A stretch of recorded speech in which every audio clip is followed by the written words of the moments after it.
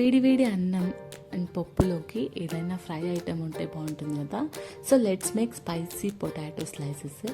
చాలా సింపుల్గా అండ్ క్విక్గా సింపుల్ ఇంగ్రీడియంట్స్తో అయిపోతుంది. ఎలా చేయాలో చూసిద్దాం. ఫస్ట్ ఒక ఆలు తీసుకొని పీల్ చేసేసి ఇలా స్లైసెస్ లాగా కట్ చేసుకోవాలి. మరీ సన్నగా కాకుండా కొంచెం మందంగా కట్ చేసుకోవాలి. ఒక బౌల్లో ఆలుని వేసి ఉప్పు, కారం, పసుపు, జీరా పౌడర్, గరం మసాలా అండ్ చాట్ మసాలా వేసేసి మొత్తం కలిపేయాలి.